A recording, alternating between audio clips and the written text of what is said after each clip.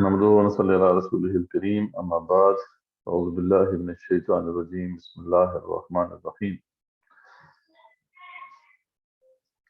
آمن الرسول بما أنزل إليه من ربه والمؤمنون كل آمن بالله وملائكته وكتبه ورسله لا نفرق بين أحد من رسله وقالوا سمعنا وأطعنا غفرانك ربنا وإليك المصير صدق الله العظيم رب اشرح لي صدري ويسر لي أمري واحلل عقدۃ من لسانی یفقہوا قولی واجعل لي وزیرا من اہلی آمین یا رب العالمین۔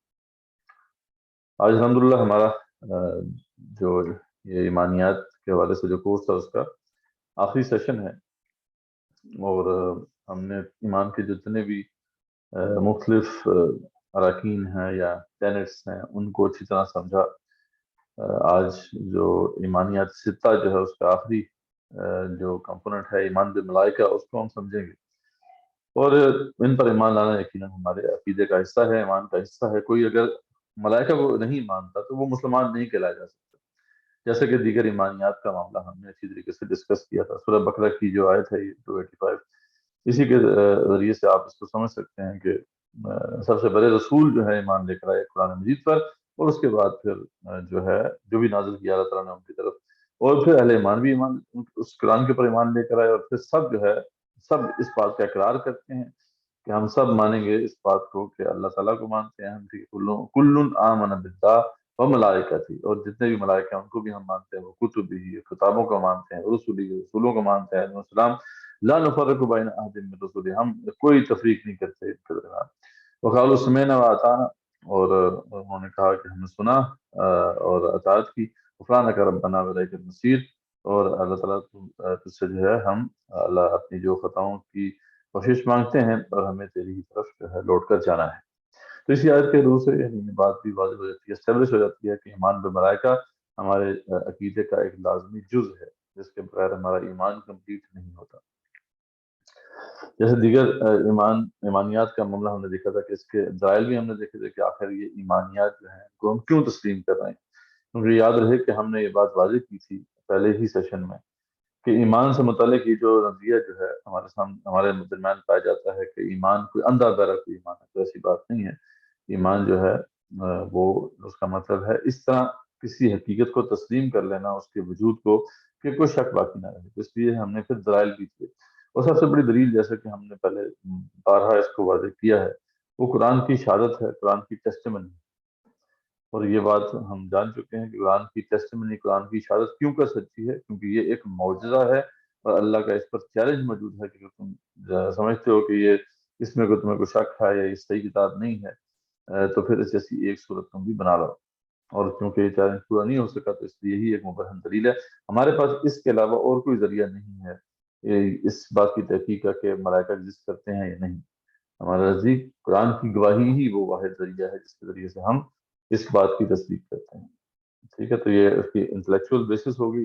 اس کے بعد پھر کمپریہنسو کانسیپٹ ہے جو وہ آپ نے دیکھا ہوگا، جو ویڈیوز آپ سے شیئر کی گئی، کہ ان کے حوالے سے جو ایک کانسیپٹ یہی ہے کہ جو جیسا کہ قرآن مجید میں یا رسول اللہ صلی اللہ علیہ وسلم کی احادیث سے نظر جاتا ہے، یہ اللہ تعالیٰ کی ایک فوج ہے، اور یہ اللہ تعالیٰ کے کام کرتے ہیں، مختلف کاموں پہ معمور ہیں، جیسے کہ سورہ فاطر میں بھی اس کا ذکر آیا کہ ان کے مختلف جو ہیں رینکس ہیں، ان کے اور ان کی جو ہے حیت بھی کچھ مختلف ہے، پروں کے حوالے سے بھی کچھ کے کم پر ہیں، کچھ کے زیادہ ہیں۔ جبرائیل علیہ السلام کے جو ہیں وہ 600 پر ہیں، جو کہ آپ وسلم میں جو ہے وہ دیکھے تھے سدرۃ المنتہا پہ جب آپ گئے تھے۔ تو اس طریقے سے انہیں مختلف ان کے رینکس ہیں جس کا ذکر آتا ہے۔ پھر ہم نے یہ دیکھا تھا کہ مختلف کاموں پہ یہ معمور ہیں، ان کے بہت سے کاموں کا ذکر قرآن مجید میں آتا ہے۔ ہم جانتے ہیں روح الامین یعنی جبرائیل علیہ السلام کے بارے میں کہ وہ وحی لے کر اترتے تھے انبیاء علیہ السلام پر۔ یہ فرشتوں کا ایک بڑا اہم کام ہے کہ وحی کو لے کر بندوں کی طرف آنا ہے، اللہ کے جو خاص بندے ہیں انبیاء ہیں علیہ السلام۔ پھر اس کے بعد ہم دیکھتے ہیں کہ جو ہے وہ ملک الموت یعنی جو اسرائیل جسے ہم کہتے ہیں، وہ تو بڑے فرشتے ہیں، لیکن ان کے ساتھ پوری ٹیم ہے جو کہ روح قبض کرنے کے لیے جو ہے وہ اللہ تعالیٰ بھیجتے ہیں۔ یہ بھی فرشتوں کا یہ کام ہے۔ پھر اس کے بعد جو ہے حفاظت کرنے والے ہیں اللہ کے حکم سے، ٹھیک ہے، اور اس وقت تک کی پروٹیکشن کرتے رہتے ہیں جب تک کہ اللہ کا فیصلہ اس والے سے ہو. جیسے ہی اللہ تعالیٰ کسی کے اوپر عذاب دینے کا فیصلہ کر لیتے ہیں، جس کی جان ختم کرنے کا فیصلہ کرتے ہیں، تو پھر یہ پروٹیکشن ہٹ جاتی ہے. تو حفاظت کرنے والے فرشتے ہیں. پھر اس کے علاوہ اچھے برے اعمال لکھنے والے کرامن کاتبین کا ذکر قرآن میں آتا ہے. جنت کے داروغہ، جنت کے اوپر جو ہے وہ جو چوکیدار ہیں یہ بھی فرشتے ہیں. جہنم کے اوپر جو ہے چوکیدار موجود ہیں، ان کا ذکر ہوتا ہے. یعنی بہت سے کام ہیں جو کہ ان کے سپورٹ اللہ تعالیٰ نے کیے ہوئے ہیں. اللہ تعالیٰ کی فوج ہے، اور اللہ تعالیٰ کی عرش کو اٹھانے والے ہیں، خاص اسپیشل فرشتے ہیں. اس طریقے سے کوئی پہاڑوں پر ہے، کوئی سمندروں پر، کوئی ستاروں پر. ہم جج کر سکتے ہیں اس سے کہ اللہ تعالیٰ کے بہت سے نظام بھی شاید جو ہم بظاہر تو ہم دیکھتے ہیں کہ یہ فورسز آف نیچر ہے، لیکن ہو سکتا ہے ممکن ہے کہ بڑے بڑے فرشتے جو ہیں ان کو سنبھالے ہوئے. جیسے کہ ایک اشارہ ہمیں ملتا ہے آپ کی سیرت سے ایک واقعے میں کہ جب آپ معراج پر جو ہے جب آپ جو ہے طائف کے مقام پر گئے، وہاں پر آپ کے ساتھ جو بھی جو ہے ایک معاملہ ہوا، آپ کو بہت مشکل وقت جو ہے دیکھنا پڑا. تو اس کے بعد آپ کی دلجمی کے لیے جو جبرائیل علیہ السلام نے پہاڑوں کے فرشتے کو جو ہے سامنے حاضر کیا تھا. ملک الجبال کا ذکر آتا ہے، اور کہا تھا کہ حکم دے تو یہ جو ہے یہ دونوں پہاڑوں کو پیس کے رکھتے ان کو بیچ میں. تو معلوم ہوا کہ پہاڑوں کو بھی ایک فرشتہ ہے. تو اس طرح ہم اخذ کر سکتے ہیں، لیکن کوئی اس کی تفصیلات ایسے تو نہیں ہے کہ ہم حقیقت کی بات کر سکیں، لیکن یہ ہے کہ ہم اسے اخذ کر سکتے ہیں، ڈیڈیوس کر سکتے ہیں کہ بہت سے جو معاملات ہیں ان کے اوپر فرشتے جو ہیں وہ تعینات ہیں، اللہ کی طرف سے اپوائنٹڈ. اور یہ جو ان کے بارے میں بات واضح کی گئی ہے کہ یہ اللہ تعالیٰ کے حکم کی نافرمانی نہیں کرتے. ٹھیک ہے، تو جو ہے ان کے بارے میں جو اصول بتایا گیا کہ لا یعصون اللہ ما امرهم ویفعلون ما یؤمرون. ٹھیک ہے، یہ کوئی معصیت نہیں کرتے اللہ کے حکم کے حوالے سے. ان کو جو حکم دیا جاتا ہے یہ وہی کرتے ہیں. ٹھیک ہے، تو اس کے ساتھ پھر جو اصل بات جو کہ آج کے لیکچر کی اہم بات آپ نے نوٹ کی ہوگی وہ یہ کہ یہ ہے کہ ان کا پھر ہمارے سے کیا تعلق ہے، ہمارے ساتھ کیا ریلیشن شپ ہے. تو یہ اس کو سمجھنے کے لیے ہمیں اپنے اصل مقام کو سمجھنا ہوگا جو کہ نیابت الہی کا مقام ہے. تو یہ آپ سب جانتے ہیں کہ اللہ تعالیٰ نے ہمیں جو ہے وہ دنیا کی نیابت دی ہے، خلافت دی. اور نائب کون ہوتا ہے؟ نائب وہ ہوتا ہے کہ جب کوئی بادشاہ موجود نہ ہو کسی علاقے میں تو وہ اپنا اگر اسسٹنٹ اپوائنٹ کر دے تو اسے نائب کہتے ہیں. ٹھیک ہے، تو اللہ تعالیٰ کیونکہ یہاں پہ اللہ تعالیٰ ہی کی حکومت ہے، لیکن اللہ تعالیٰ نے خود سے یہ بات طے کی ہے کہ یہ جو اللہ نے دنیا بنائی ہے اس میں انسان کو خلیفہ بنایا، اپنا ریپرزینٹیو بنایا کہ دیکھتے ہیں کہ یہ کیا کرتا ہے. تو یہ نائب جو ہے ہمیں جب بنا دیا گیا تو اسی وجہ سے پھر اللہ کی ساری فوج جو ہے اس کو بھی یہ بتایا گیا تھا کہ دیکھو یہ تمہارا اب جو ہے وہ کمانڈر ہوگا، لیڈر ہوگا، اس کو تم نے فالو کرنا ہے. تو یہ جو مسجود ملائکہ ہمیں کیا گیا تھا، ایک پروٹوکول کے تحت یہ سارا معاملہ ہوا تھا. کہ جیسے آپ کبھی دیکھتے ہیں کہ جب کوئی نیا آفیسر کسی آفس میں اپوائنٹ ہوتا ہے گورنمنٹ کی طرف سے تو نوٹیفکیشن جاری ہوتا ہے کہ یہ اب آفیسر بن گیا ہے، تو تاکہ وہ جو عملہ ہے اس آفس کا وہ اس کو پتہ چل جائے کہ اب ہم نے کس کی اطاعت کرنی ہے، کس باس کی جو ہے بات ماننی. تو یہاں پہ بھی معاملہ یہ ہے، بہت بڑا مقام ہے جو اللہ تعالیٰ نے عطا کیا. تو لیکن یہ تو ہم دیکھتے ہیں کہ ایسا تو نہیں ہے کہ فرشتے جو ہے وہ ہماری کوئی بات مانتے ہوں یا ہمارے سامنے جو ہے وہ بالکل اٹینشن ہو کے کھڑے ہوں. تو لیکن اصل بات جو ہے وہ یہی ہے کہ اللہ تعالیٰ نے ہمیں یہ مقام عطا کیا اور تمام فرشتوں کو کہا تھا کہ سجدہ کرو، اور تم سب نے سجدہ کیا. تو آپ جانتے ہیں کہ ابلیس نے بیچ میں سجدہ نہیں کیا تھا. ابلیس فرشتوں میں سے تو نہیں تھا لیکن جنات میں سے تھا تو جنات میں سے، لیکن یہ ہے کہ وہ اپنی کسی عبادت کی وجہ سے، کسی اور نیک عمل کی وجہ سے فرشتوں کی صف میں شامل ہو گیا. اگر اس نے نہیں کیا تو یہ سب جانتے ہیں. تو یہ پورا جو کانسیپٹ ہمارے سامنے ایک ملٹری اکیڈمی سے سمجھ میں آ سکتا ہے کہ ویسے تو ہم دیکھتے ہیں کہ ہم ایسے تو نہیں رپورٹ کرتے فرشتے ہیں، لیکن وہ اس لیے نہیں رپورٹ کر رہے یا ہمیں جو ہے ان کی مدد نہیں ہوئی اس آتی کیونکہ ہم اپنا وہ کام نہیں کرتے. ذری بات ہے، آفیسر کو اگر آفس دیا گیا ہے تو اگر وہ آفس والا کام کرے گا تو پھر آفس کے جو بھی کرندے ہیں وہ اس کو سپورٹ کریں گے یا اس کی بات ماننے کے مجاز ہیں یا رسپانسبل ہیں. اگر وہ بندہ وہ کام ہی نہیں کرتا، آفس میں آتا ہی نہیں ہے، تو پھر ظاہر بات ہے وہ آفس کا عملہ تو اس سے اوبے کرنے کا جو ہے وہ پابند نہیں ہے. تو دین یہاں معاملہ یہ ہے کہ اللہ تعالیٰ نے جو ہمیں آفس دیا وہ خلافت کا آفس دیا. اگر ہم امور خلافت سر انجام ہی نہیں دے رہے تو پھر سے کیوں ہماری مدد کریں گے. تو ہاں اب یہ ڈپینڈ کرتا ہے کہ آپ واقعی جو ہے اپنے آپ کو ثابت کر دیں کہ آپ واقعی اب نائب ہونے کے اہل ہیں، تو پھر ظاہر بات ہے اس کے مطابق ہی اللہ کی مدد جو ہے فرشتوں کی صورت میں آپ کے ساتھ ہوگی۔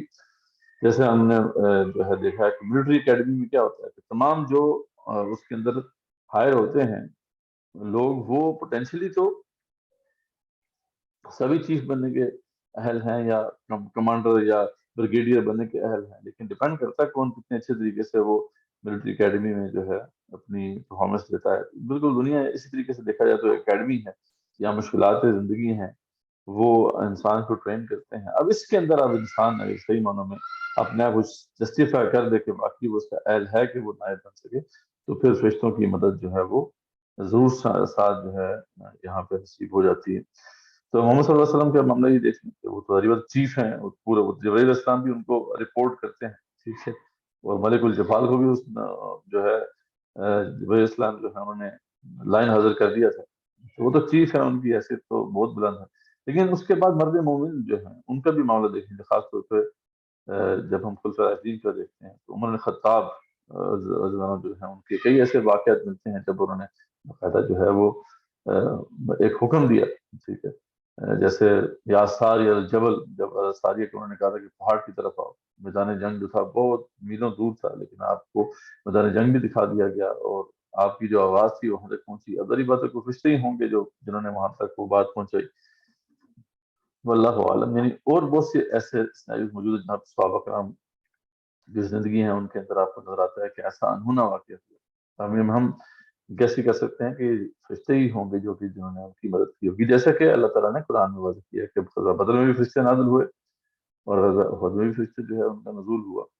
تو یہ ہمارا جو ہے ملائکہ رپورٹ کر سکتے ہیں آج بھی، لیکن اگر ہم اپنے کام سے انجام دیں اس کو، اس سارے معاملے کو بڑی خوبصورتی سے علامہ اقبال نے اپنے شعر میں سمو دیا ہے کہ فضائے بدر پیدا کر فرشتے تیری نصرت کو اتر سکتے ہیں گردوں سے کتار اندر کتار اب بھی۔ بدر کی فضا تو پیدا کر، اب بھی فرشتے اتریں گے جیسے غزوہ بدر میں اترے تھے۔ تو یہ اللہ تعالیٰ کا معاملہ ہے کہ یہ ہوتا ہے۔ ہم صحابہ کرام کی زندگیاں دیکھیں تو جو پہلا موقع جو صاحب کو اپنی پوری سے باقاعدہ آشنائی حاصل تھی جب وہ غزوہ بدر کا موقع تھا، جب انہوں نے جو ہے وہ دیکھا کہ فرشتوں کو اپنی آنکھوں سے جو ہے اترتے ہوئے دیکھا مدد کے لیے۔ اس کے بعد آپ دیکھتے ہیں کہ سلسلہ جاری رہا، غزوہ احد میں، احزاب میں، حدیبیہ، فتح مکہ، حنین، تبوک، جتنی بھی پھر جنگیں ہوئی ہیں اس کے اندر ان کے ساتھ یہ مدد رہی ہے، ٹھیک ہے، اور اللہ تعالیٰ ہر موقع پر اپنی جو ہے خصوصی مدد ان کو دیتا رہا۔ اس کے بعد بھی چلتا رہا سلسلہ یہاں تک کہ جو پوری اسلامک امپائر کھڑی ہوگی، یعنی چند ہی سالوں میں جو ہے یہ 3 بر اعظم پر مسلمانوں کی حکومت تھی۔ ظاہر بات ہے اللہ کی خصوصی مدد کی وجہ سے ہی ہوا تھا۔ تو اس کو ذکر سورہ حامیم سجدہ میں بھی ہے کہ اللہ تعالیٰ جو ہے فرشتوں کو بھیجتے ہیں جو اس دنیا کی زندگی میں بھی مددگار ہوتے ہیں اور اخروی زندگی میں مددگار ہوتے ہیں۔ کہتے ہیں نحن اولیاؤکم فی الحیات الدنیا وفی الآخرہ، ہم تمہارے دوست ہیں دنیا میں بھی اور آخرت کی زندگی میں بھی۔ وَلَكُمْ فِيهَا مَا تَشْتَهِي أَنفُسُكُمْ وَلَكُمْ فِيهَا مَا تَدَّعُونَ۔ تو یہ ساری بات جو ہے ہمارے سامنے آ جاتی ہے۔ تو یہ مختصر سی بات ہے کہ فرشتے اللہ تعالیٰ کی وہ مخلوق ہیں، اللہ تعالیٰ کی فوج ہے جو مختلف کاموں پہ جو ہے معمور ہیں، اور یہاں پہ بھی دنیا کے اندر بہت سے امور وہ چلا رہے ہیں ان کے ہاتھوں میں۔ ہاں اب یہ اگر واقعی ہم امور خلافت کو انجام دیں، اپنے مقام کو سمجھے تو یہ عین ممکن ہے آج بھی کہ جو ہے فرشتے تیری نصرت کو جو ہے اتنے، لیکن اگر ہم اپنا مقام بھول جائیں گے تو پھر ضروری بات ہے فرشتوں کی جو ذمہ داری نہیں ہے کہ وہ ہمیں فالو کریں اس طریقے سے۔ تو بہرحال یہ ہمارا کنکلوڈ ہوا۔ ٹوٹل جو ہیں آپ دیکھیں گے 46 کانسیپٹس ہیں یہ جو ہم نے سمجھے ہیں۔ یہ آپ کے سامنے جو ہے چارٹ ہے کہ ہم نے جو ہے تقریباً یہ ٹوٹل 9 لیکچرز ہیں جن کے اندر ہم نے اس کو کور کیا ہے، اور یہ تقریباً ہم کانسیپٹس جو ہیں یہاں پہ موجود ہیں کہ 46 کانسیپٹس ہیں جو ہمارے سامنے کلیئر کیے اور ہم نے سمجھے۔ تو آپ دیکھیں گے کتنی امپورٹنٹ چیز ہے کہ ہماری ایمانیت جو کہ ہماری بیسس ہے ہمارے دین کی، تو اس کے حوالے سے کتنی مسکنسیپشن تھی، کتنی مس انڈرسٹینڈنگز ہیں جو کہ ہمارے ہاں پائی جاتی ہیں، اور ان کو کریکٹ کرنا بہت ضروری ہے، کیونکہ وہ جب تک کریکٹ نہیں ہوں گی تو ایمانیات کی جو کانسیپٹس ہیں ان کی تاثیر نہیں ہوگی، ان کا امپیکٹ نہیں ہوگا ہماری پرسنالٹی کے اوپر، ہمارے عمل کے اوپر۔ تو امید ہے اب آپ لوگ جو ہے جنہوں نے باقاعدگی سے یہ سارے لیکچر اٹینڈ کیے ہیں تو آپ کو یہ محسوس ہوا ہوگا کہ ایک امپیکٹ ہوا ہوگا آپ کی زندگیوں میں، تو ضرور ہم چاہیں گے کہ آپ کا فیڈ بیک بھی اس بارے سے ملے. تو پہلے کچھ کوشچنز لے لیتے ہیں. اوور آل جتنے بھی ہم نے یہاں پہ کانسیپٹ سمجھے، کسی کے والے سے بھی کوشچن ہو آپ کے ذہن میں پوچھ سکتے ہیں، اور پھر آپ کا فیڈ بیک بھی اگر مل جائے تو اچھی بات ہے. بہت شکریہ مدثر بھائی. سب حاضرین سے ریکویسٹ ہے کہ جن لوگوں نے سوال ریز کرنا ہے وہ برائے مہربانی اپنا ہینڈ ریز کریں. ہمارے پاس زبیر اسلام صاحب کا سوال آیا ہے پہلا. ان سے گزارش ہے کہ وہ اپنی مائک کو انمیوٹ کریں.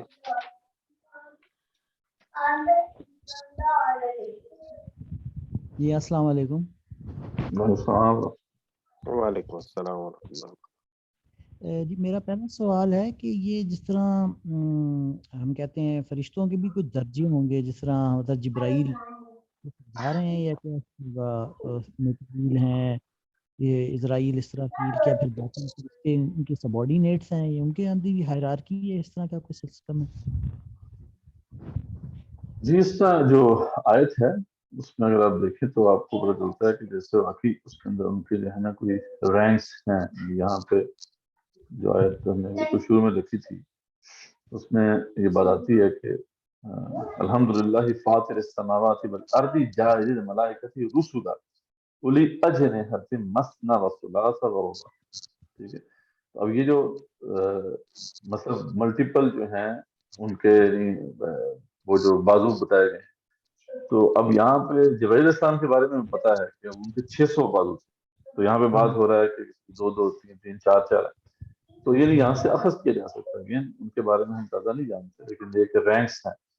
پھر قرآن مجید میں ہی ہمیں پتہ چلتا ہے قرآن مجید سے ہی کہ رینکس ہیں. فار ایگزامپل اللہ فرماتے ہیں کہ جو لوہے محفوظ کے فرشتے ہیں، جنہوں نے لوہے محفوظ میں قرآن کو پکڑا ہوا ہے، جو قرآن جن کے ہاتھ میں ہے، تو وہ اللہ فرماتے ہیں کہ وہ مکرم ہے.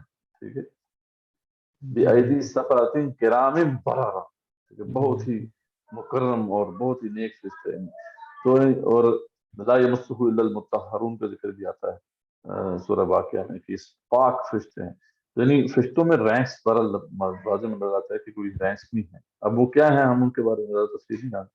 ہاں سب سے جو ٹاپ پر ان کے سردار ہیں جبرائیل علیہ السلام، تو جن کے بارے میں اللہ نے فرمایا کہ ہم نے ان کو بڑا جو ہے وہ ایک مقام نصیب کیا. تو یہ ہے سب. جی دوسرا سوال تھا میرا کہ یہ کہتے ہیں کہ یہ فرشتے جو ہیں وہ نور سے بنے ہوئے، تو یہ کیا صحیح کون سا؟ مطلب یہی انڈرسٹینڈنگ ہے کہ جو فرشتوں کی تخلیق ہے وہ مطلب کہ وہ ہیں ہی روح. ٹھیک ہے. روح الامین کا ذکر قرآن میں آتا ہے. اور جو ہے اب یہاں پہ جو ہماری ارواح ہیں ان کا بھی معاملہ کچھ ایسا ہی ہے. ٹھیک ہے. کہ اللہ تعالیٰ فرماتے ہیں کہ ونفخت فیہ من روحی، اپنے روح میں سے جب میں اس میں پھونکوں تو فقعوا لہ ساجدین. تو اب وہاں پہ بھی الفاظ روح کے آئے ہیں، اور روح کے حوالے سے یہی بات ہوتی ہے کہ اللہ کا نور اللہ کے نور سے ہی بنے ہیں. تو یہ ایک انڈرسٹینڈنگ ہے. یہ اس میں تو کوئی شک نہیں ہے کہ انسان کے حوالے سے ہے کہ وہ مٹی سے بنایا گیا انسان. جنات جو ہیں ان کو آگ کی لپٹ سے بنایا گیا، جبکہ فرشتے اور یہ جو ہماری ارواح ہیں یہ نور سے جو ہے ان کی تشکیل ہوئی. اگین اب نور کی کیا حیثیت کیا حقیقت ہے ہم نہیں جانتے. یہ وہ ڈومینز ہے جہاں پر ہماری سمجھ جو ہے وہ بالکل نہ ہونے کے برابر. جو بھی وہ لائٹ ہے جو بھی کچھ ہے وہ ہم کیا جانتے ہیں. اللہ نور السماوات والارض. اب کوئی اب اس آیت کی تشریح میں جو ہے وہ اتنی ہم بعض مفسرین نے جو ہے کوشش کی ہے کہ نور ہدایت کی بات ہو رہی ہے، لیکن کیا ہے اصل حقیقت اس نور کی اور نور کی حیت کیا ہے وہ ہم جان نہیں سکتے. نہ ہمارے پاس اس کا علم ہے، نہ سمجھنے کی صلاحیت ہے کہ ہم اس کو سمجھ. ایک اور سوال تھا میرا، یہ جو اسرائیل علیہ السلام جو جسے کہتے ہیں وہ جان نکالنے والے، جو موت کا فرشتہ جن کہتے ہیں، تو کیا یہ ایک کے ساتھ بہت سارے لوگ ہیں؟ کیونکہ آبویسلی دنیا میں تو بہت سارے لوگ ہیں، ہر ایک کی پوری جان ٹیم ہے. یہاں پہ دیکھیں یہ جو الفاظ ہے وہاں پہ کل یتوفاکم ملک الموت. تو جب یہاں پہ تو ذکر ایک ہی ملک الموت کا ہے، لیکن ظاہر بات ہے کہ ان سب کو جو ہے کرنا، یہ سارا بندوبست کرنا، تو ان کے پاس پوری فوج ہوگی، ہم یہ کر سکتے ہیں. تو مطلب یہ سلسلہ ہے پورا یہاں پہ. اسی طرح جو میکائیل علیہ السلام ہے، ان کا بھی جو بارش کہتے ہیں کچھ کرنا یا جو بھی، وہ اس طرح ان کے پاس بھی پوری ٹیم ہوگی پھر اس کا مطلب ہے؟ جی جی، یعنی یہ ہم گیس کر سکتے ہیں یہی کہ یہ جو فرشتے ہیں ان کے ساتھ پوری اپنی ایک فوج ہوگی، تو ان کے بارے میں ہم بھی بس ایک جج ہی کر سکتے ہیں، اخذ ہی کر سکتے ہیں. باقی یہ ہے کہ جیسے آپ دیکھیں نا کہ جبرائیل علیہ السلام نے پہاڑوں کے فرشتے کو لائن حاضر کیا وہاں، جی جی اب بالکل. مطلب وہ رپورٹ کرتا ہوگا نا انہیں، ان کی حیاتی میں وہ تو ان کے چیف ہیں، سردار ہیں. اس طرح اب کوئی اپنی ہرارکی ہے مختلف جن کو ہم نہیں سمجھ سکتے، لیکن ہے ضرور، یعنی اشارات ضرور ملتے ہیں.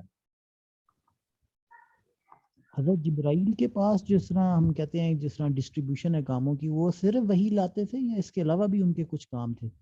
بہت سے کام ہے، آپ پتہ ہے کہ وہ جنگوں میں بھی اترے ہیں، مطلب جو ہے وہ جنگوں میں سپورٹ بھی. کیا ہے.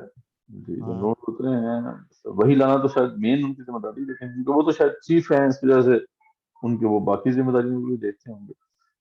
اگین لمیٹڈ ہی ہمارے پاس اس والے سے، ہم صرف ڈیڈکشن ہی کر سکتے ہیں. اصل میں یہ سب چیزیں جو ہیں وہ اتنی میٹر نہیں کرتی ہمارے نزدیک، جو ہے اتنا کافی ہے جاننا کہ وہ اللہ کی فوج ہے اور اللہ کے کام کرتے ہیں. مختلف کاموں کا ذکر قرآن میں ملتا ہے، حدیث میں ملتا ہے، کام مختلف قسم کے ان کو دیے گئے ہیں. ہاں یہ ہے کہ اللہ کے حکم کی وہ تابعداری کرتے ہیں، انکار نہیں کر سکتے.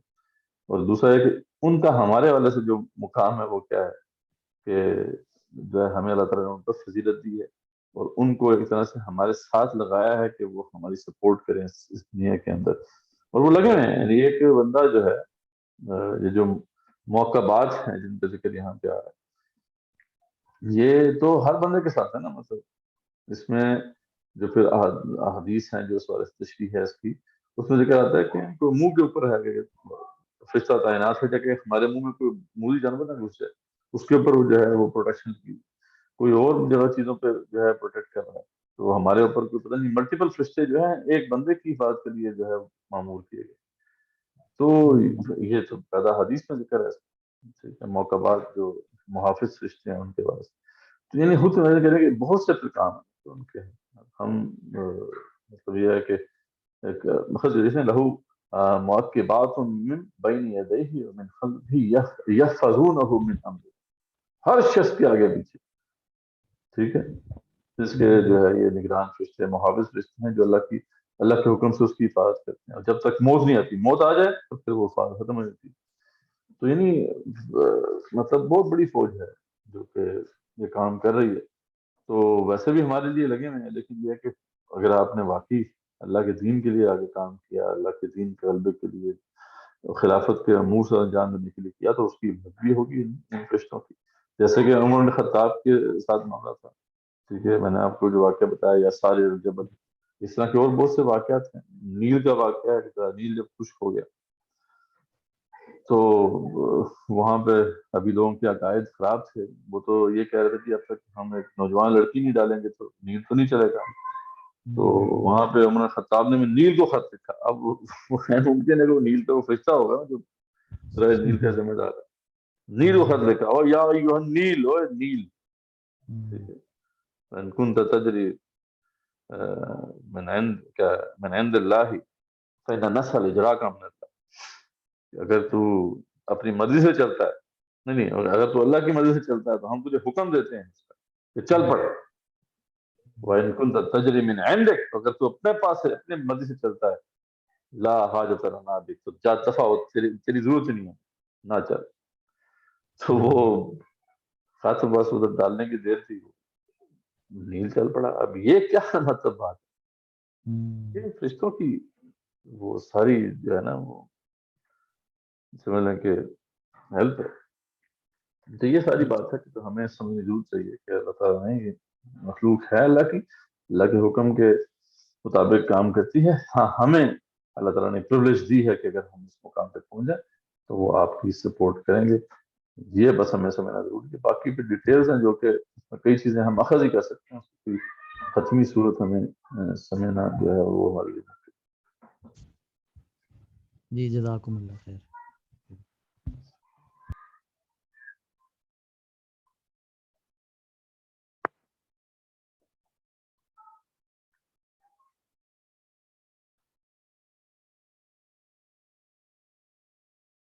جی اور بھی کوشچن؟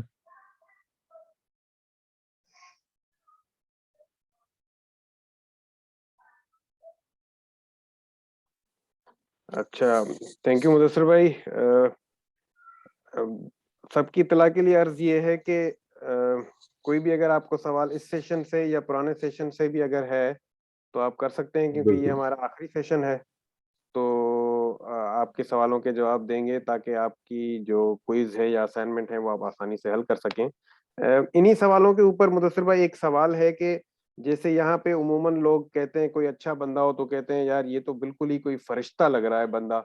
تو یہ کہنا کیا درست ہے؟ کیونکہ انسان کا تو ویسے ہی رتبہ فرشتے سے اوپر ہے اگر انسان ٹھیک جی ہے تو. بالکل، یہی تو بات ہے کہ ہمیں اس بات کو سمجھنا چاہیے کہ فرشتہ جو ہے اس کا مقام نیچے ہے اللہ کے ہاں. رہی وجہ فرشتوں کو اللہ نے اختیار نہیں دیا کہ وہ کچھ یہاں پہ ٹیسٹ ہو. اللہ نے انسان کو اس ٹیسٹ پہ ڈالا ہے اور اسی وجہ سے مسجود ملائکہ یہ ٹھہرا ہے. اس لیے ہمیں جو ہے اس طرح کی بات نہیں کرنی چاہیے. انسان کا شرف بہت بلند ہے، لیکن وہی بات ہے کہ جو اقبال نے کہا تھا نا کہ فرشتے سے بہتر ہے انسان کا، مگر اس میں لگتی ہے محنت زیادہ. تو بس وہ محنت ہے. یہ ولی اللہ صاحب جو ہیں جو ہاتھ کھڑے. جی ولی اللہ صاحب خوش آمدید. آپ اپنی مائک کو انمیوٹ کر سکتے ہیں، اپنا سوال ریز کریں پلیز. جی السلام علیکم ورحمۃ اللہ وبرکاتہ. وعلیکم السلام ورحمۃ اللہ وبرکاتہ. مولانا صاحب میرا ایک سوال ہے کہ جب حضرت آدم علیہ السلام کی پیدائش کا ارادہ فرمایا اللہ تعالیٰ نے، جس طرح پارہ نمبر 1 اس کا تذکرہ ہو چکا ہے کہ وَإِذْ قَالَ رَبُّكَ لِلْمَلَائِكَةِ إِنِّي جَاعِلٌ فِي الْأَرْضِ خَلِيفَةً. تو یہاں پہ کیا فرشتوں کو غیب کا علم تھا یہاں پہ، جس طرح فرشتوں نے کہا کہ اتجعل فیہا من یفسد فیہا، کہ وہ پھر فساد برپا کریں گے انسان؟ تو تھوڑا سا اس پہ مجھے آپ ڈیٹیل لے دو. اور دوسری بات، ہم اکثر لوگوں سے اب بھی یہ بات سنتے چلے آ رہے ہیں کہ ابلیس شیطان جو تھا وہ ایک زمانے میں فرشتوں کا سردار تھا اور فرشتوں کو وہ پڑھاتا تھا. تو یہ کیا سین ہے اس کے حوالے سے؟ جی ایک تو وہ جو بات ہے کہ فرشتوں نے کہا تھا کہ یہ خون بہائے گا اور جو ہے فساد کرے گا، تو اس وجہ سے مختلف توجیہات ہیں. ایسی بات نہیں ہے کہ ان کے غیب کا علم تھا. یہ بات تو بالکل ہی غلط ہے، کیونکہ یہ تو قرآن میں بھی اللہ تعالیٰ نے اس کی نفی کر دی ہے کہ غیب کا علم جو ہے وہ صرف اللہ ہی کے پاس ہے. اللہ ایک اللہ کسی کو اس کے بارے میں بتانا چاہے تو بتا سکتا ہے، اور وہ بھی اس کا اہتمام ہوتا ہے، ویسے نہیں ہوتا. تو اصل جو اس سے پھر جو توجیہ ہے علماء کی، جو مفسرین کی، وہ یہ ہے کہ اس سے پہلے انہوں نے جنات کو یہ کہتے دیکھا تھا. اس وجہ سے ابن عباس سے مروی روایت موجود ہیں کہ ہم سے تقریباً انسانوں سے 50,000 سال پہلے جو ہے نا فرشتے یہاں پر آباد تھے دنیا میں. انہوں نے خوب فساد مچایا تھا، تو ان کو بھی اختیار ملا تھا اور انہوں نے پھر فساد مچایا تھا. تو اسی بنا پر انہوں نے کہا تھا کہ یہ فساد مچایا جائے. تو یہ ہے جو اس کی اصل جو سمجھ آنے والی توجیہ ہے. رہی بات کہ جو دوسرا آپ کا کوشچن ہے کہ یعنی جو ابلیس تھا اس کے بارے میں، یہ ایک مسٹری ہے. یہاں پہ مطلب بہت سی باتیں کی جا سکتی ہیں. اصل بات یہ ہے کہ اس کے بارے میں جو کچھ روایات ہیں، کچھ صحیح روایات بھی ہیں، اس سے معلوم ہوتا ہے کہ اس کو ایک بڑا مقام اللہ تعالیٰ نے عطا کیا تھا. فرشتوں میں بھی عزازیل اس کا نام تھا، اور بڑی عزت تھی اس کی فرشتوں میں بھی، یہاں تک تو آتا ہے. لیکن تھا وہ جن، ٹھیک ہے، جن ہوتے ہوئے وہ فرشتوں کی محفل میں کیسے پہنچ گیا، یہ ایک مسٹری جس کو اب ہمارے لیے سمجھنا اتنا آسان نہیں. جو بھی تھا پھر اللہ تعالیٰ نے اس کو ایک مقام دے دیا تھا فرشتوں میں، ٹھیک ہے. تو وہ ظاہری بات ہے کہ اگر جن ہوتے ہوئے، اور جن آپ کو پتا ہے کہ وہ اسی طرح کی مخلوق ہے جیسے ہم ہیں مکلف شریعت، ویسے جن بھی مکلف شریعت ہے. تو ایک مکلف شریعت شخص کا فرشتوں کی محفل میں پہنچنا آیا ممکن ہے یا نہیں، یہ ایک بڑا مسٹری ہے، بہت بڑی. لیکن یہاں پہ یہ بات تو کلیئر ہے کہ وہ جن ہوتے ہوئے وہاں پہ پہنچ گیا تھا. اور جب وہ وہاں پہنچ گیا تھا، کیونکہ تھا وہ انہی کی پھر صفوں میں، تو پھر اس کے اوپر وہی احکامات لاگو ہوتے تھے جو کہ فرشتوں پہ لاگو ہوتے ہیں. تو اس لیے پھر وہی بات تھی کہ جو جب اس نے اس حکم کو نہیں مانا تو پھر وہ جو ہے سزا ملی اور اللہ تعالیٰ کا غضب اس کے اوپر جو ہے بڑھتا. تو یہ ہے جو اس کی اصل جو توجہ ہم کر سکتے ہیں. باقی یہ ایک مسٹری ہے اور اس پہ پھر بہت سی ایکسپلینیشنز کی جا سکتی ہیں، لیکن یہاں تک ہی ہے جو انڈرسٹینڈنگ، جو بحث آپ کو علماء کے ہاں ملتی ہے. جی مولانا صاحب، اور یہ سجدے کا حوالے سے جس طرح اسجدوا لآدم، تو باقی نے سجدہ کیا، ابلیس نے انکار کیا، تو سجدے کی کتنی قسمیں ہیں؟ اس پہ تھوڑا سا آپ مجھے بتا سکتے ہیں کہ وہ کون سا سجدہ تھا جس کا حکم اللہ تعالی نے حضرت آدم علیہ السلام کو دیا تھا فرشتوں کو؟ اگر یہ بات ہے کہ وہ سجدہ کوئی جو عبادت کا سجدہ نہیں تھا، تو سجدہ تعظیمی جسے ہم کہتے ہیں، کہ اس طرح کا وہ ایک سجدہ تھا کہ جو فرشتوں نے کیا تھا، یا فرشتوں کو حکم تھا کہ آپ کرو، اور وہ بیسیکلی اسٹیبلش یہ کرنا تھا کہ انسان کا مقام جو ہے وہ سب کے سامنے واضح ہو جائے کہ یہ میرا نائب ہے اس دنیا کے اندر. باقی وہ جو سجدہ ہے جو عبودیت کا سجدہ ہوتا ہے، وہ تو وہ صرف اللہ تعالیٰ کے لیے ہو سکتا ہے، اور یہ تو کبھی ایسا نہیں ہو سکتا کہ اس طرح کا سجدہ جو ہے ان کو کہا گیا کرنے کا. سجدہ تعظیمی پہلی امتوں میں بھی آپ پتہ ہے آپ کو کہ موجود تھا. جیسے سورہ یوسف میں ذکر آتا ہے کہ یعقوب علیہ السلام کے جو بیٹے تھے انہوں نے وہ سجدہ تعظیمی کیا تھا، لیکن بعد کی پھر شریعتوں میں پھر اس کو منسوخ کر دیا گیا. اس کی وجہ یہی تھی کہ شرک جو ہے اس کی طرف لوگ نہ مائل ہو جائیں. تو اب ہماری امت میں تو ظاہر بات ہے اس طرح کوئی سجدہ جو ہے وہ اب جائز نہیں ہے. تو یہی اس کی جو ہے ہم تشریح کر سکتے ہیں. لیکن مولانا صاحب، میں نے اکثر لوگوں کو اس طرح دیکھا ہوا ہے، جس طرح ہمارے جو معزز حضرات ہوتے ہیں، علماء کرام، مفتیان کرام ہوتے ہیں، تو ان کے سامنے جب ہم ان کے ساتھ ملتے ہیں تو تھوڑا سا جھکتے ہیں. تو کیا یہ بھی اسی زمرے میں آتا ہے یا نہیں آتا؟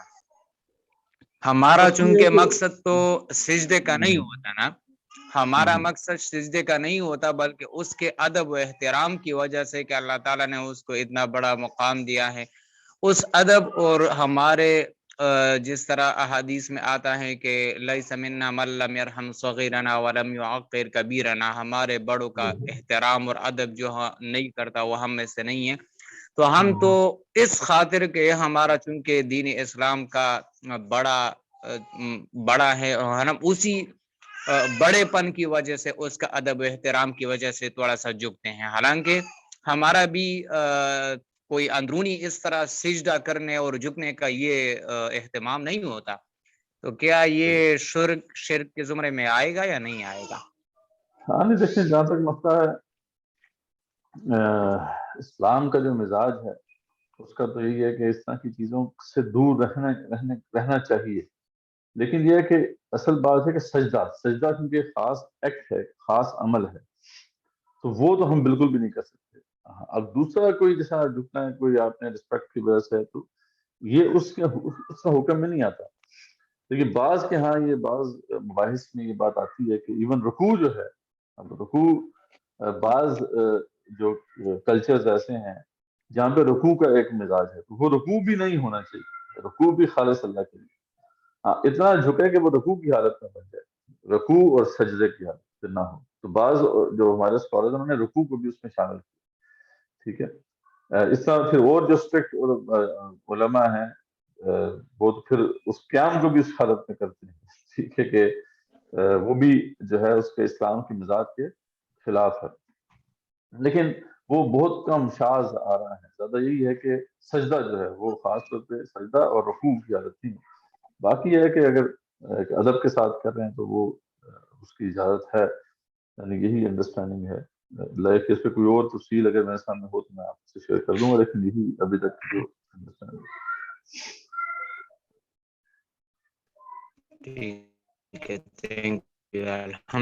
لیکن یہ بات ضرور ہے کہ مزاج نہیں ہے اسلام کا.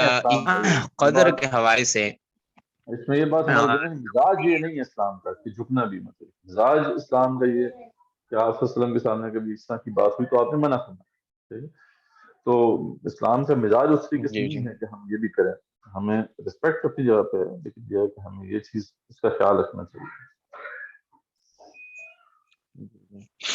یہ مولانا صاحب ایمان بالقدر کے حوالے سے اکثر لوگ ہم سے پوچھتے ہیں کہ جب پہلے سے اللہ تعالیٰ نے ساری چیزیں انسان کے لیے لکھ دی ہیں، کسی انسان کے لیے اگر وہ جنتی لکھ دیا ہوا ہو یا کسی انسان کے لیے پہلے سے اللہ تعالیٰ نے اس کی تقدیر میں جہنمی لکھ دیا ہو، تو ہم پھر جو اعمال وغیرہ کرتے ہیں، باوجود اگر ہم اعمال کرنے کے بھی ہم جہنمی ہیں، تو پھر اس کا ہمیں کیا فائدہ؟ اور اگر ہمیں جنتی لکھ دیا ہے اور وہ انسان پھر پہلے سے اعمال وغیرہ نہ کرے، وہ آلریڈی جنتی لکھ دیا ہوا ہے، وہ جنت میں جائے گا. پھر تقدیر کی اگر کوئی قسمہ وغیرہ ہے تو اس پہ تھوڑی سی روشنی ڈالے. اس کا ہم بڑی تفصیل سے بات کی تھی ایمان بالقدر کا، جب ہم نے ڈسکس کیا تھا. اس کو سمجھنے کے دو جو ہے نا زاویے ہیں اس مسئلے کو سمجھنے کے. ایک زاویہ جو ہے وہ خدا کی طرف سے ہے، ایک زاویہ ہماری طرف سے. ٹھیک ہے، جو یہ ہماری طرف سے جو زاویہ ہے اس کو سمجھنا آسان ہے، ممکن ہے. جو خدائی طرف سے معاملہ ہے اس کو سمجھنا اتنا آسان نہیں ہے ہمارے پاس، نہ ہی ہمیں سمجھنے کی ضرورت ہے. ہماری طرف سے دیکھیں کیا معاملہ ہے، جس کو علامہ اقبال کے ایک شعر سے میں نے ایکسپلین کیا تھا کہ بڑی خوبصورتی سے علامہ اقبال نے اس مسئلے کو حل کیا. وہ کہتے ہیں کہ تقدیر کے پابند نباتات اور جمادات، مومن فقط احکام الہی کا ہے پابند. کہ ہمارے لیے یہ میٹر نہیں کرتا کہ اللہ تعالیٰ نے میرے لیے کیا لکھ دیا ہے کیا نہیں لکھا، کیونکہ اس کے بارے میں مجھے علم بھی نہیں دیا ہے. میرے بارے میں اگر یہ لکھا ہوا ہے یا کسی کے بارے میں لکھا ہوا ہے کہ یہ جو ہے وہ اہل شقاوت میں سے ہے یا اہل سخاوت میں سے ہے، تو یہ تو اللہ تعالیٰ کے ہاں ہے، یہ اللہ تعالیٰ کا ہی فیصلہ ہے. مجھے جو بتایا گیا ہے وہ اللہ کے شریعت کا حکم بتایا گیا، تو مجھے یہ دیکھنا ہے کہ اللہ کے شریعت کا حکم کیا ہے. بس تقدیر کے معاملات مجھ سے ویسے ہی جو ہے مخفی رکھے گئے ہیں. تو جو چیز مجھے بتائی نہیں گئی اس کے بارے میں مجھے پریشان ہونے کی ضرورت نہیں ہے. مجھے یہ دیکھنا ہے ہر حال میں، اس لیے وہ جو ہمارے یہاں انڈرسٹینڈنگ ہے کہ حال کا امر معلوم ہو. مجھے یہ دیکھنا ہے کہ جس حال میں ہوں اس وقت اللہ کا حکم کیا ہے. اگر اللہ کے حکم جو ہے وہ ہمیں بظاہر حالات سے ٹکراتا نظر آئے، حالات نہیں ہے نا، اللہ کی تقدیر ہے. دو قسم کے احکامات اللہ تعالیٰ کے دنیا پہ نافذ ہو رہے ہیں، ایک اللہ تعالیٰ کے احکامات قضاء و قدر ہیں اور ایک اللہ تعالیٰ کے احکامات شریعت ہیں. دونوں اللہ کے ہی احکامات ہیں، لیکن ہمیں اللہ کے احکامات قضاء و قدر کو فالو نہیں کرنا، ہمیں اللہ کے شریعت احکامات شریعت کو فالو کرنا ہے. تو اگر تو تقدیر بعض کا جو ہے نا واضح نظر آتی ہے نا، وہ جو اقبال نے کہا تھا کہ تقدیر تو مبرم نظر آتی ہے لیکن پیرانے کلیسا کی دعا ہے کہ یہ ٹل جائے.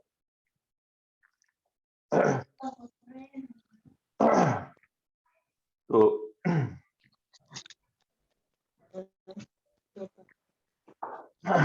تقدیر جو ہے وہ بعض اوقات مبرم نظر آتی ہے، یعنی بعض واضح نظر آتا ہے کہ یار یہ ایسا ہو کے رہے گا.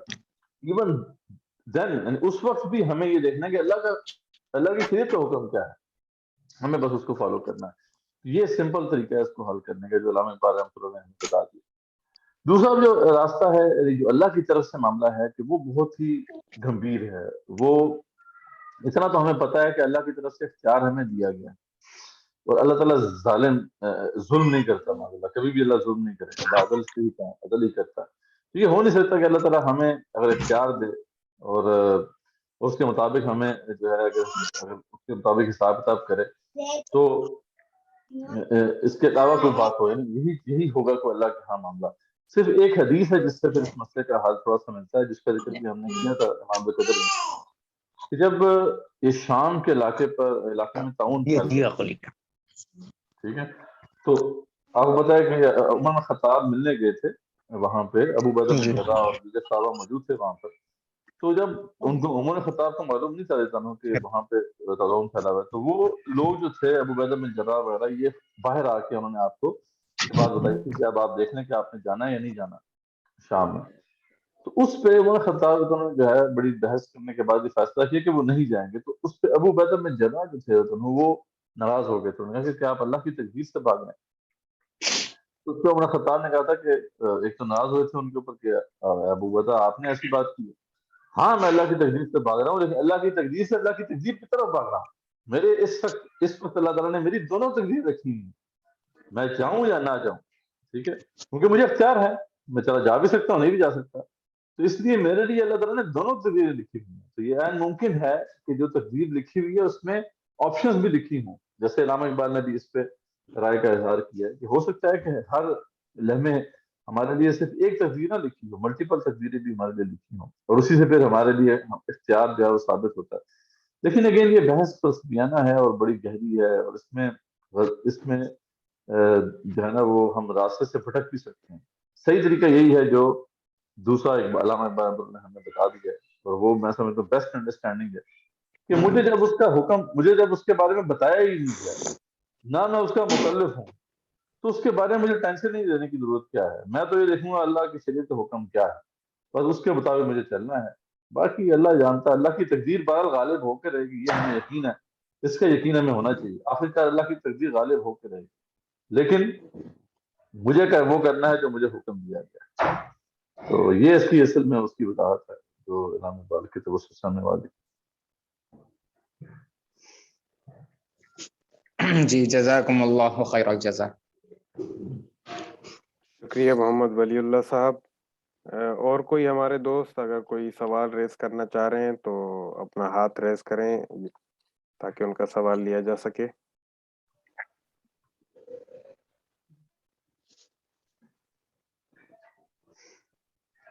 جی زبیر اسلام صاحب، آپ اپنی مائک کو انمیوٹ کر سکتے ہیں.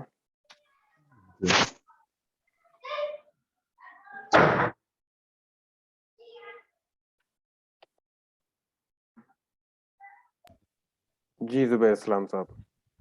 جی جی میرا ایک سوال تھا ریگارڈنگ، جس طرح ہم کہتے ہیں قرآن مجید میں تو کچھ پیغمبر ہیں جن کا ذکر آیا ہے، باقی 1,24,000 آئے ہیں ان کا تو ہمیں معلوم نہیں. تو جس طریقے سے یہ پرانے ادیان ہیں، جس طرح یہ بدھسٹ ہیں یا اور بھی ہیں اس طرح کے جو ایران میں ہیں، تو اس میں ہو سکتا ہے کہ وہ لوگ پیغمبر ہی ہوئے ہیں اور ان کے فالورز نے پھر اس دین میں آگے ٹیڑھا میڑا کر لیا ہو اپنا. جی اس میں تو بڑی کبھی شواہد ہمیں ملتے ہیں. یہ جو ہندو مت کے خاص طور پر سنسکرت کے میں جو ہیں ان کے صحائف ہیں ان کے پاس، اس میں توحید کا بڑا زبردست بیان ہے.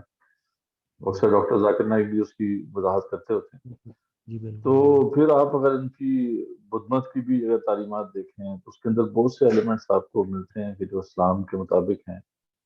تو عین ممکن ہے، اس میں کوئی مطلب وہ شک نہیں ہے کہ ہو سکتا ہے کہ یہ پھر جو انبیاء ہی آئے ہوں ان کے درمیان بھی، اور بعد میں انہوں نے پھر، اور وہ جو ایران کے اندر ہے تو حضرت تشتی جو مذہب ہے اس کے اندر توحید کا بہت بڑا عنصر ہے. اس کے اندر جو آپ دیکھ سکتے ہیں اس کی تعلیمات جو ہیں جو تشتی مذہب کی بہت زیادہ اسلام کے قریب ہیں توحید کے وجہ سے. تو یہ سب عین ممکن ہے کہ ان کا جو اوریجن ہے وہاں پہ کہیں نہ کہیں کوئی نبی ہو اور بعد میں پھر شرک آ گیا ہو. اور ہسٹوریکلی یہ کیا جو افریقہ سے کہاں شروع ہوئے تھے پہلے پیغمبر آنے اور پھر ادھر ایشیا کی طرف آئے؟ اب اس کا کوئی ہمیں معلوم نہیں ہے کہ کیا معاملہ ہے.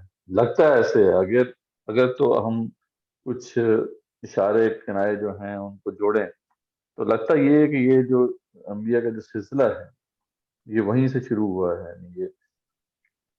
یعنی ان کے بارے میں بھی، آدم علیہ السلام کے بارے میں بھی آتا ہے نا کہ سری لنکا کے آس پاس اس علاقے میں بھی وہ ان کا ڈسینٹ ہوا تھا. تو یہ یہاں سے ہوتے ہوئے پھر معاملہ جو ہے ہوتے ہوتے یہ سینٹرل یعنی جو مڈل ایسٹ تک آیا ہے. اور پھر ہو سکتا ہے کہ اسی طریقے سے یعنی ساؤدرن پارٹ میں زیادہ رہا ہے.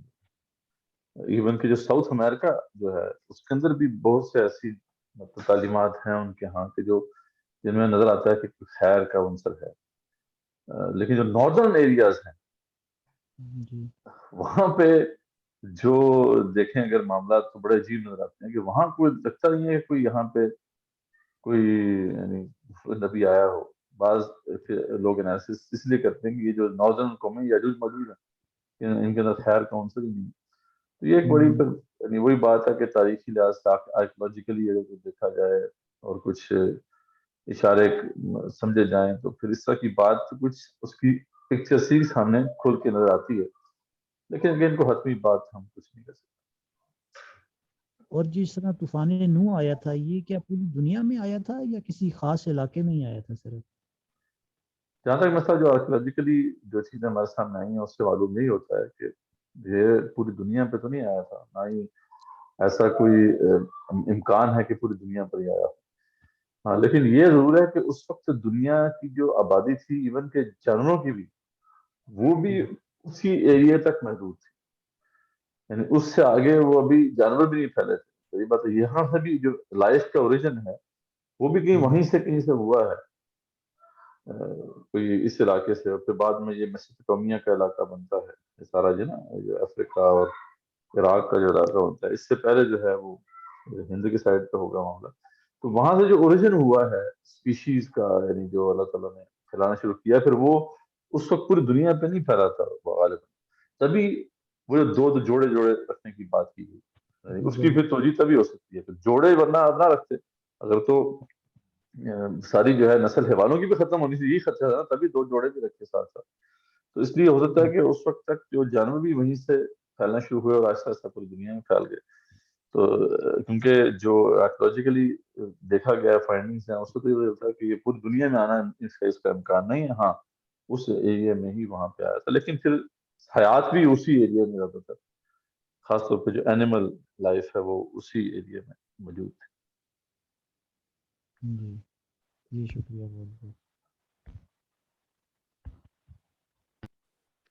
شکریہ زبیر اسلام صاحب.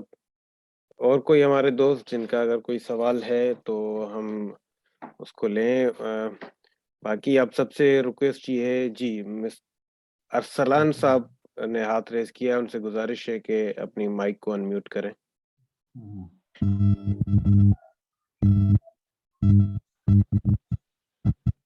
ارسلان صاحب آپ کے مائک میں بیک گراؤنڈ نوائز ہے پیچھے سے. جی ایک سیکنڈ.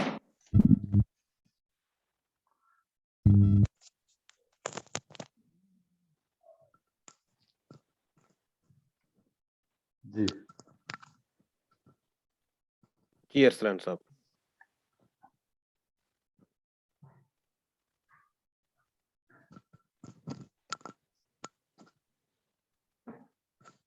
السلام علیکم. وعلیکم السلام ورحمۃ اللہ. جی میں نے ہینڈز فری لگا لیا تھا کہ بیک گراؤنڈ نوائز نہ. ہاں جی بالکل اب ٹھیک ہے، بالکل کلیئر ہے. بہت شکریہ. اچھا مدثر بھائی، ایک تو وہی مسئلہ تھا کہ جو لنکس ہیں وہ میرے ساتھ ایشو ہو رہا ہے کہ پرانے والے ایمانیات کورس کی کھل رہے لنکس، تو یہ آپ ذرا ریمائنڈ میں نے کرا دیا آپ کو اسی وجہ سے. ذرا یہ ضرور چیک کر لیں کہ جو جی میں نے فارورڈ کیا ہے مقصر بھائی کو، انشاءاللہ کیونکہ اس پہ وہ ہم شاید جو ہے وہاں پہ ایک لمٹ، ایک آپشن ہوتا ہے کہ صرف آپ اپنے ایک لاگ ان سے ہی کر سکتے ہیں. اگر وہ لاگ ان کا آپشن ہٹا دیں تو شاید پھر یہ ملٹیپل دفعہ جمع کرانا جو ہے آسان. تو یہ شاید چیک کرنا ہوگا، ہم دیکھ لیتے ہیں. نہیں، یہ کوئز کی بات کر رہے ہیں کہ جیسے وہ لنک کو جی کلک کرتے ہیں نا تو پرانا کوئز ہاں کھل جاتا ہے. وہی نہیں، پرانا انہوں نے جو فل کیا ہوا تھا وہ کھل جاتا ہے. جی تو وہ پھر اس کا مطلب ہے کہ اس کے اندر آپشن لگا ہوا ہے کہ جو لاگ ان ان کا جی میل ہے اس کو ریکگنائز کر کے ان کو دوبارہ پھر سبمٹ نہیں کرنا دیتا. تو وہ شاید پھر آپشن اگر ہٹا دے تو پھر یہ دوبارہ بھی سبمٹ کرنا، مطلب دیکھنا پڑے گا اس کی آپشن. ہاں، اور اس کے علاوہ جو دو لنک ہم نے بھیجے ان میں سے بھی کچھ ایررز ہیں جو انہوں نے ہائی لائٹ کی ہیں، وہ میں نے بھیجی ہے مقصر بھائی کو، تو ہم کریکٹ کر کے دوبارہ شیٹ ارسال کریں گے گروپ میں. ابھی فائنل شیٹ انشاءاللہ بھی آپ سے شیئر ہوگی، اس میں ہم کوشش کریں گے سارے جتنے بھی لنکس ہیں ان کو ٹیسٹ کر لیں گے کہ کوئی لنک جو ہے پھر اس میں ایسا نہ ہو کہ نہ چل. بہت شکریہ. اچھا میں سوال کرنا چاہ رہا تھا اس حوالے سے کہ جو ایمان جو ہمارے ہاں جو ایک دینیات کی کتاب ہوتی ہے بچوں کے حوالے سے، تو اس کے اندر شروع میں ہی ایمان مجمل اور ایمان مفصل سکھائے جاتے ہیں ایمان کے حوالے سے. تو یہ جو ایمان کے حوالے سے جو ورڈنگس ہیں اس کی ایمان مجمل اور ایمان مفصل کی، یہ کیا قرآن شریف یا حدیث سے لی گئی ہے یا اس کو فقہا نے خود مطلب ایک عقائد کے زمرے میں خود اس کو ڈیولپ کیا ہے؟ تھوڑا سا یہ معلوم کرنا چاہ رہا تھا. کوئی ایسی کوئی مطلب عبارت تو نہیں حدیث میں ملتی ہے قرآن میں کہ جس میں یہ الفاظ موجود ہوں، لیکن یہ الفاظ متفق علیہ ہیں پوری امت کے اندر کہ قرآن سے بھی ثابت ہیں، حدیث سے بھی ثابت ہیں، تو اس لیے ان کے پارٹس آپ کو مل جائیں گے آگے ہیئر اینڈ دیئر، لیکن یہ کہ ایز اے ہول نہیں ملتے، لیکن ہیں بہت جامع الفاظ، تو اس لیے اس پہ پوری امت کا اتفاق ہے، تو یہ اس لیے پھر رائج کی امت کے اندر یہ اس کی صحیح، بہت شکریہ. اور یہ اس کے علاوہ جو اعوذ باللہ من الشیطان الرجیم کے بارے میں بھی ذرا بتا دیے گا، یہ بھی قرآن شریف میں موجود ہے یا الگ سے ہی اس کو مطلب ڈیولپ کیا گیا ہے؟ ہاں اس میں بھی وہی ہے کہ اعوذ باللہ کا ذکر تو ہے، مطلب تعوذ کا ذکر ہے، لیکن اعوذ کا یعنی لفظ سے ملتے الفاظ ہیں قرآن میں، اس کا ذکر موجود ہے، لیکن اعوذ باللہ من الشیطان الرجیم اس طریقے سے ورڈنگ نہیں ہے، تو مطلب وہ یہ احادیث کے اندر ذکر ہے اس کا احادیث کے اندر بڑی تفصیل سے ذکر ہے، تو مطلب قرآن میں تو اس طریقے سے نہیں ہے. بسم اللہ الرحمن الرحیم تو قرآن میں آ جاتی ہے، وہ سورہ نمل میں جو ہمارے سامنے بالکل پورا جو ہے بسم اللہ جو ہے اسی طریقے سے الفاظ چلا جاتی ہے، اس طریقے سے اعوذ باللہ من الشیطان الرجیم جو ہے وہ نہیں آتی، لیکن جو ہے اسی سے مختلف الفاظ جو ہیں مختلف مقامات میں موجود ہیں، لیکن احادیث میں ذکر ہے. اچھا، جزاک اللہ. اور مدثر بھائی ایک سوال اور پوچھنا تھا مجھے کہ ایمان کے حوالے سے جو یہ کہا جاتا ہے کہ ایمان بڑھتا اور گھٹتا ہے، کبھی بڑھ جاتا ہے، یہ بات درست ہے یا ایمان جو ہے وہ ایک فکس رہتا ہے؟ یہ بتائیے گا. دیکھیں وہ بات ہم نے ڈسکس کیا تھا کہ ایمان ایز اے ہول اگر آپ ایک ہے ایمان کی طرح، اب ڈیپینڈ کرتا ہے کہ کیسے آپ اس کو ڈیفائن کرتے ہیں. ٹھیک ہے، احناف کے ہاں بھی جیسے ذکر آتا ہے کہ وہ ایمان نہ گھٹتا ہے نہ بڑھتا ہے، امام حنیفہ سے منسوخ کی جاتی ہے بات، لیکن وہاں پہ وہی بات نفس ایمان اور کمال ایمان میں فرق ہے. ٹھیک ہے، اب یہ ڈیپینڈ کرتا ہے کہ آپ ایمان کو کس طرح ڈیفائن کر رہے ہیں، تو اس کے حساب سے اس کی پھر ڈیفینیشن بنتی ہے. تو اگر ہم جیسے ہم نے ایکسپلین کیا تھا ریگارڈلیس کے اس کی کیا اصطلاحات ہیں، ہم نے کہا تھا کہ ایمان ایز اے ہول اگر دیکھیں تو اس کے دو ذرائع ہیں، ایک ہے شعور اور دوسرا ہے قلب، دل جو ہے، یعنی ایک آپ عقلی طور پہ اس کو سمجھ کے ایمان حاصل کرتے ہیں، دوسرا قلبی طور پہ آپ اسے محسوس کرتے ہیں. تو ظاہری بات ہے کہ اگر اوور آل دیکھیں تو اس کا جو لیول ہے وہ گھٹتا بڑھتا رہتا ہے. ٹھیک ہے، لیکن اگر ہم دیکھیں کہ اس کو ہم دیکھ لیں سیپریٹ کر دیں، ایک ہے شعوری ایمان. ٹھیک ہے، وہ شعوری ایمان جو ہے اس کے اندر گھٹنا بڑھنا اس طریقے سے نہیں ہے، وہ ایک دفعہ جب اسٹیبلش ہو جاتا ہے تو وہ رہتا ہے، وہ اسٹیبل رہتا ہے. لیکن دوسرا جو ایمان ہے غیر شعوری ایمان، وہ اوپر نیچے ہوتا رہتا ہے، لیکن اوور آل ایمان کی کیفیت اگر دیکھیں تو وہ ہم سب محسوس کرتے ہیں، اس میں کوئی ایسی دوسری رائے نہیں ہے کہ اوور آل اگر ایمان کی کیفیات ہمارے دیکھیں تو کبھی بہتر ہوتی ہیں، کبھی کم ہوتی ہیں، کبھی زیادہ ہوتی ہیں، تو یہ تو اس میں کوئی ڈینائی نہیں کر سکتا. وہاں پہ جو بحث ہے وہ نفس ایمان کے حوالے سے ہے کہ ایک مسلمان جو ہے اس کے اندر ایمان کے ایک سطح بارہ برقرار رہتی ہے. ہاں کمال ایمان ان کے ہاں یہ ہے کہ وہ اوپر نیچے ہوتا رہتا ہے، تو بہرحال اوپر نیچے ہونا تو بہرحال ایک مسلمہ حقیقت سے کوئی ڈینائی نہیں کر سکتا. باقی ڈیفائن کرنے میں کو بات اب جو ہے جس طریقے سے آپ ڈیفائن کریں گے اسی کے مطابق پھر جو ہے اس کو آپ دیکھنا پڑے گا. تو خام خام اس کو ایک اختلاف کا بس مسئلہ نہیں بنانا چاہیے، بس اس کو جو جس کانٹیکسٹ میں ہم نے اس کو بیان کیا، ہم نے اصطلاحات سے ہٹا کر اس کو کانسیپٹ کو فوکس کیا کہ کانسیپٹ سمجھنا. جزاک اللہ، بہت شکریہ. جی بہت شکریہ ارسلان صاحب. اور کوئی ہمارے دوست اگر کوئی سوال ریز کرنا چاہیں، کیونکہ ہمارا ٹائم سیشن کا کمپلیٹ ہوا جاتا ہے، تو اگر کسی اور دوست کو سوال نہیں ہے تو ہم کنکلوڈ کریں. مدثر بھائی ٹھیک ہو گیا. تو آپ سب لوگوں کا بہت شکریہ کہ آپ نے ماشاءاللہ سے بڑی ثابت قدمی کے ساتھ یہ پورا جو ہے سیشن پورا کورس اٹینڈ کیا. اگین ہم نے اس کو شارٹ ہی رکھا تھا، 2 مہینے کا تقریباً بنتا ہے کورس، لیکن دیکھیں اس میں ہم نے 46 کانسیپٹ جو ہیں وہ کلیئر کیے ہیں. تو یہ بہت ضروری ہے کہ ہم اپنے ان تصورات کو بار بار اس کو ریوزٹ کرتے رہیں، دیکھتے رہیں کہ کہیں ان میں کوئی رکھنا تو نہیں پڑ گیا، کیونکہ شیطان بہرحال اپنی پوری کوشش کرتا ہے کہ کسی نہ کسی جگہ پر کوئی ایسا شک ڈال دے جس کی وجہ سے پھر جو ہے ہمارا ایمان پیور نہ رہے، اور اسی وہی وجہ ہوتی ہے کہ پھر ہمارے عمل پہ بھی اس کا امپیکٹ آتا ہے. تو اس کو ضرور ہمیں دیکھتے رہنا چاہیے، بہت امپورٹنٹ ہے. پورا اگر آپ مکی قرآن اٹھا کر دیکھیں یا آپ کی جو مکی دور کی زندگی ہے اس کو اگر آپ انالیسس کریں تو اس میں ہمیں واضح نظر آتا ہے کہ آپ نے ایمانیات پر ہی محنت کی، ان کے جو عقائد تھے، ان کے جو باطل نظریات تھے، ان کو رد کیا گیا ہے پورے مکی قرآن کے اندر. اگر آپ دیکھیں تو آپ کو بار بار اس کا جو ہے وہ معاملہ نظر آتا ہے. یہی کام اب ہمیں بھی کرنا ہے اس سوسائٹی کے اندر. اگر صحیح معنوں میں ہم اس سوسائٹی کو، مسلم سوسائٹی کو اس کیفیت سے نکالنا چاہتے ہیں جو اس وقت اس کی زوال کی کیفیت ہے، تو ہمیں اس پہ محنت کرنی ہوگی، ایمان پہ محنت کرنی ہوگی. اور پھر ایمان کے بھی دونوں پہلو ہمارے سامنے ہونے چاہیے، شعوری اور غیر شعوری. یعنی عقلی طور پر بھی ہم نے اس کی بنیادوں کو واضح کرنا ہے، اور پھر دوسرا جو ایمان ہے، جو قلبی ایمان ہے، وہ بھی اپنی جگہ پہ ایک حیثیت رکھتا ہے، اور ہمیں اس کو بھی جو تکلیف پہنچانے کے ذرائع ہیں اس کو ہم پہنچانے ہیں. تو یہ چیز ہے جو ہمارے ذہن میں رہنی چاہیے. باقی اللہ تعالیٰ آپ لوگوں کی جو ثابت قدمی ہے، آپ لوگوں کی ایفرٹ ہے، اس حوالے سے وہ قبول فرمائے، اور اللہ تعالیٰ آپ کو وہ ایمان نصیب کرے کہ جو دلوں میں مزین ہو جائے، جیسے کہ صحابہ کے بارے میں فرمایا تھا رضی اللہ عنہم اجمعین، اللہ نے ان کے دلوں میں ایمان کو مزین کر دیا. تو اور ایمان کی حلاوت آپ سب کو نصیب ہو. میرے لیے بھی دعا گو رہیں، ہم سب کو ایک دوسرے کے لیے دعا کرتے رہنا چاہیے کہ اللہ تعالیٰ ہماری جو کاوشیں ہیں ان کو قبول فرمائے.